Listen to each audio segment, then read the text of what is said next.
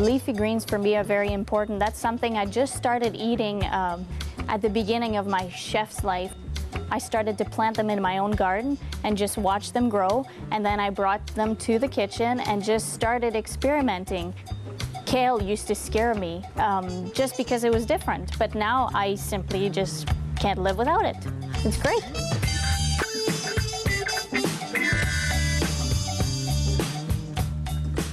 Leafy greens. What the heck is this anyway? You know these yellow things you find in your front lawn? Well, dandelion is one of these, and I'll show you some cool ways to cook it. Take the stems off in boiling water with a little salt, and here's the trick, baking soda. This will keep the color, and it'll make it just incredible. So I blanch it, not for a long time. Take it off here.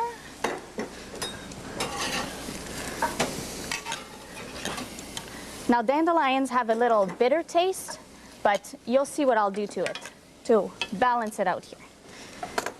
Pat it dry, excellent.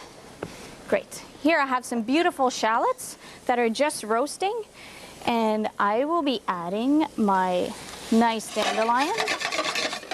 Shake it up a little. You hear the sizzle already? That's what you need, a lot of heat in the pan. Nice. Thank you, Dan. Very much so. Now fennel here. Fennel is anise flavor. This will be absolutely incredible. Now you need a little wine. This is vermouth. Remember, I told you that I was gonna help it a little because of the bitterness. Well, this vermouth here is gonna sweeten it a little bit. There you go. Just let it reduce a little bit. The reason is to concentrate the flavors. And this is actually the perfect match with fish. So I have a beautiful piece of swordfish here. Put it right on the plate. This here, you see, it's almost done reducing. It's ready to plate. That's great. Always have a taste. See, it's a little bitter still, but the vermouth really helped it here. This is a perfect summer dish. If you're on a patio sipping a glass of rosé, life can't really get any better. How's the egg, Dan? Great, chef. Great. Excellent. Sorrel is another weird green. I say weird because it's a little peppery and actually very lemony. This is a great green if you didn't have your coffee in the morning, kind of wakes you up. Ooh, it's good though. It's refreshing, very, very crisp. All right, I have some beautiful shallots here that are roasting away. I mean, you don't need to be precise here. Just rip it off, just in, there you go. Now don't be alarmed if the sorrel starts getting brown on you. Normal. This is the only thing, I guess, that's the bad part about sorrel. It changes color. It's just a chemical reaction, so that's fine. Now this here will cook for about a minute. See, I told you it was going to get a little brown. That's fine, no problem. So I added a little bit of salt and pepper. Now times for the fat. A little 35% cream. That's all right, don't think about it. Just do an extra 10 minutes on the treadmill. There you go. How great does that look already? Okay, we're ready to plate our egg Benedict. See, Dan had poached me this beautiful egg. This is what I want here, just a little wiggly. There you go. I have a beautiful brioche here. A little bit of butter, toasted. Here, I'll actually put the smoked salmon first. This smoked salmon is wild smoked salmon. It's absolutely delicious. It's almost sweet, that it'll actually not overpower the egg, not the sorrel, but it'll be so rich. The egg right on top. And then this beautiful sauce here. See, like, if you have people over for brunch or something, this is the perfect dish.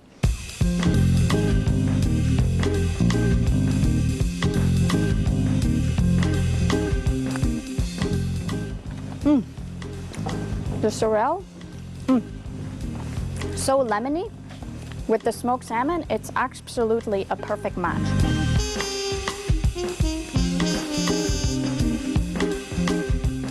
Dandelions are something that's very common to everybody. Everybody's got it in their backyard or their front lawn.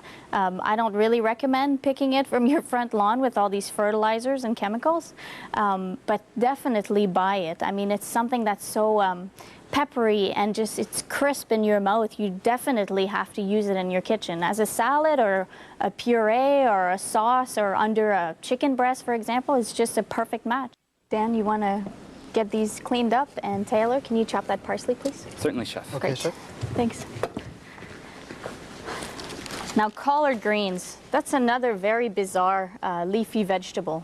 It's almost like a rubber plant. It's really,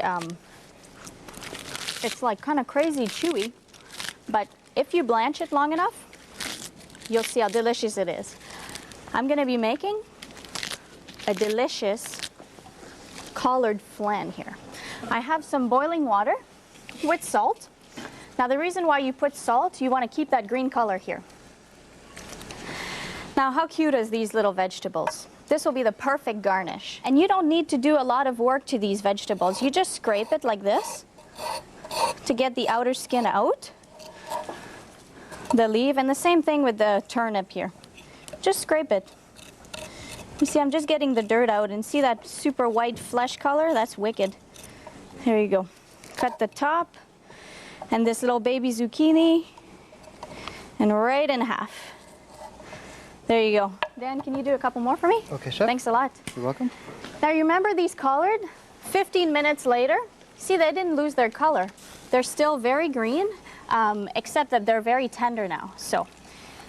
Now, a trick to keep this color, because you put in a lot of work in these greens already, so you need to keep that color. Ice bath. And you need to refresh it. It's like almost giving it a shock here. So you refresh it in cold, cold, cold water. Not for a long time. It actually takes a little bit of time. Squeeze the excess, and I have here a towel with cheesecloth. I'm just going to pat it dry a little bit. And again, because we're making a flan, you need all the moisture out. So with this cheesecloth, you see how much water there is here? It's crazy. So you just squeeze it. This is good to actually make your pipes here. There you go. All right. Now this here, I have one done already here. You see, it's so dry and it's great. There you go. Now let me show you how to do the actual flan here. I have some shallots here that are just simmering, and I'll add my beautiful collard greens. Collard greens is actually part of the kale family, and it's a little bit bitter, and it almost tastes like cabbage, so it will actually give it a cool twist to this one. So in the food processor, there. Oh, thanks, Taylor. You're welcome, Chef. The parsley goes in. Now, flour. But the flour will help it keep it stiff. And of course, you need cream or milk. But if you're using milk, you gotta use 3.25%. A little fromage. Some great eggs here. Now, I always crack my eggs in a bowl. Simple reason, if you have a bad one, then you don't have to start all over again. There. Just a couple eggs. Of course, salt and pepper. Now this cheese, you can use, this cheese actually is Gruyere. You can use Parmesan, but this one has a higher acidity, and it'll cut through the collard greens. Let this incorporate, and I'll show you how to plate it.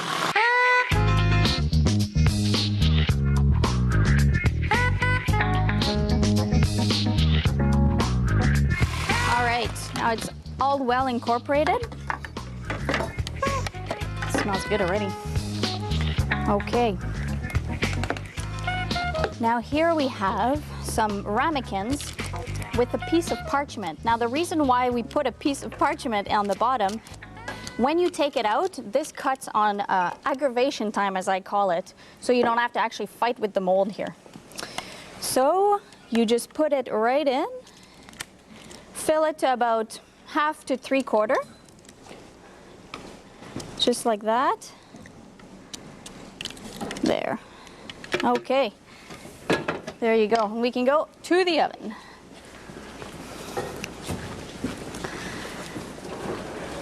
Now Dan here has brought a kettle of water. This is called a bain-marie. You put the water about halfway through just so the water actually cooks all the way on the outside of the rim, so you don't actually get scrambled eggs here. Put it in. There you go. How cool does that look? Ooh, let me show you how to plate this.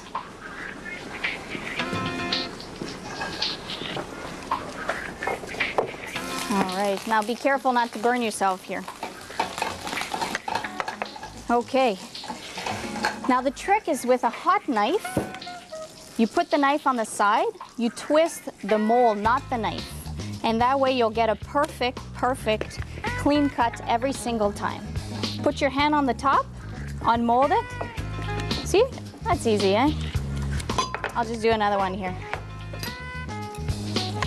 With the knife. Excellent. All right. How are these vegetables, Dan? All set, Chef. Good. Good. Here we go. Oh, how wicked does this look? See our beautiful carrot, our turnip, and let me get the other zucchini. Nice.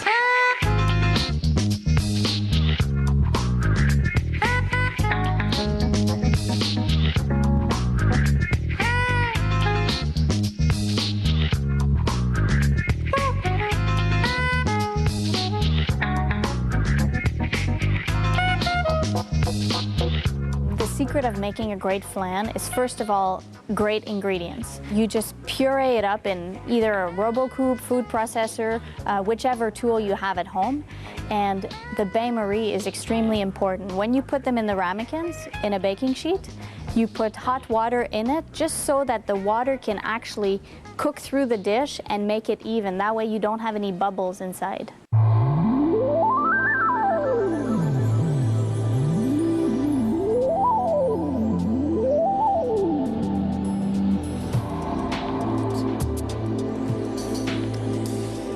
How nice is this? This beautiful kale, purple or green. I'm going to show you two cool ways to cook with kale. Now the first one, it's one of these soups that, it's like a comfort soup when you come back from a ski trip, like ski slopes, and you're really hungry and you need to make this soup. So I have this garlic in the water with the kielbasa. Kielbasa is actually a sausage from Poland. And it's very garlicky beef. It's with beef and pork. So I'm putting it in, and the whole point of this is to infuse the flavors. You can cook this for a couple hours. Just do it before you go on a couple ski slopes and then come back, and you have this beautiful here broth. It's very, the taste of the kielbasa makes it so sweet, and the garlic, I mean, it's very powerful. So to this great sausage here, I'm gonna chop it up.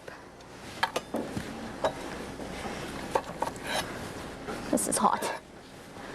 Just chop it up. I mean, you don't have to be precise because this is a very like rustic soup.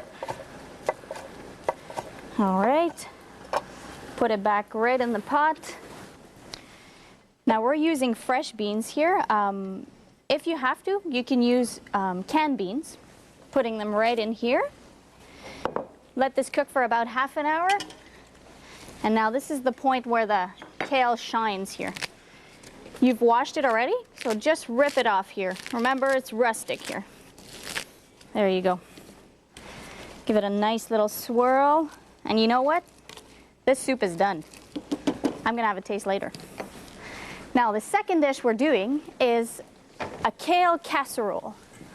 For this beautiful purple kale, it's a little rubbery.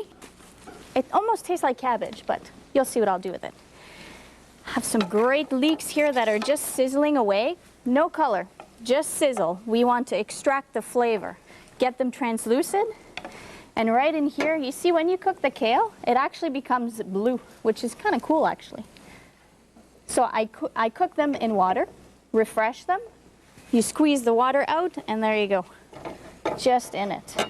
This also is very rustic, so add a little salt, a little pepper, and we're good for this for right now. Now, you need a starch, right, in a casserole?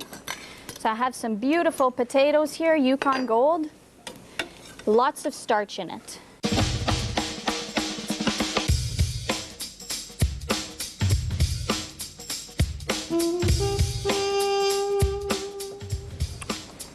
Now to this, I'm adding a little bit of cream or milk, whatever you prefer, just to bind it a little bit.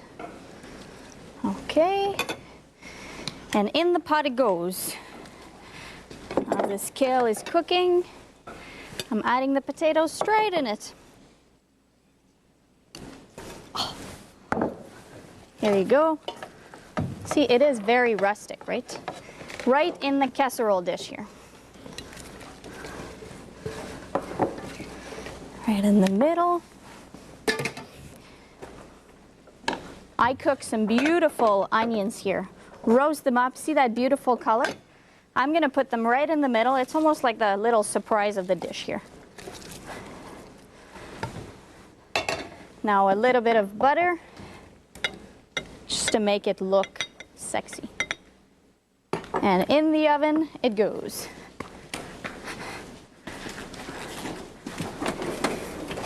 The butter is going to bubble. It's going to... Oh. Now, how good did this look? See the onions here? A little bit of caramelized. Oh, I can't wait to try it. All right. I'm just going to scoop a little piece off here. Oh, it smells great. Okay. You want to try this, you guys? Please. There you go. Tell me what you think about it. Certainly, Chef.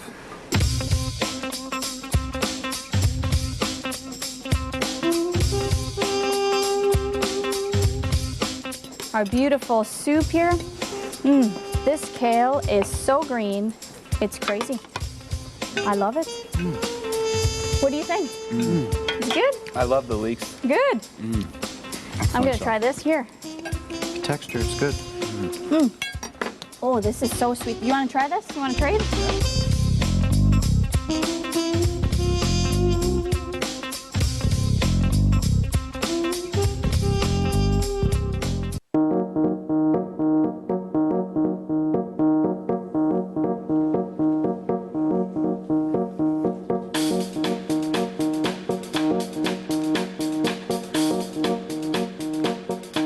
Spinach.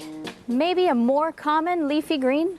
There's baby spinach, and then there's bigger spinach. This one is maybe used for salad. Very tender, very, very good. Now I'm going to use this bigger one here just to wilt them down. A little bit of butter, of course. You can put a whole lot of spinach in there, maybe a little too much here. I'm going to let this cook, medium heat. And I'll actually cook them a little too much on purpose just to show you what happens here. I'm going to show you the right way of wilting spinach here. I have these beautiful mushrooms, oysters, chanterelle, some freshly cleaned spinach. Put it right in with a little bit of salt and pepper. Oops. And you just twist, like, don't forget this is a very gentle leafy green here, so be gentle, just fold it up here. Just to help the wilting process, add a little shot of wine.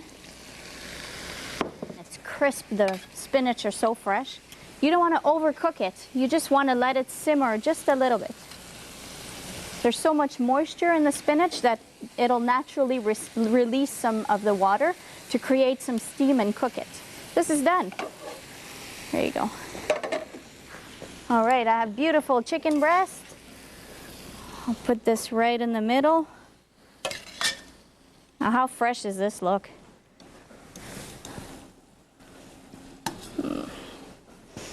Right on top. Great. A little more. All right, I'll just get this one over here, and let me show you my overcooked spinach. All right, You see here, all the liquid is drained off. It's almost starting to get brown, but don't worry. I'm gonna work some magic and fix it here. All right. Now in a food processor or a hand blender, if you don't have one of these at home, put them in.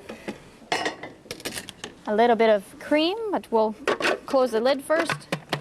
All right.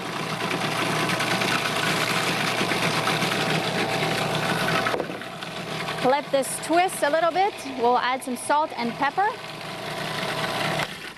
This is incorporated. Now I have to add the magic ingredient.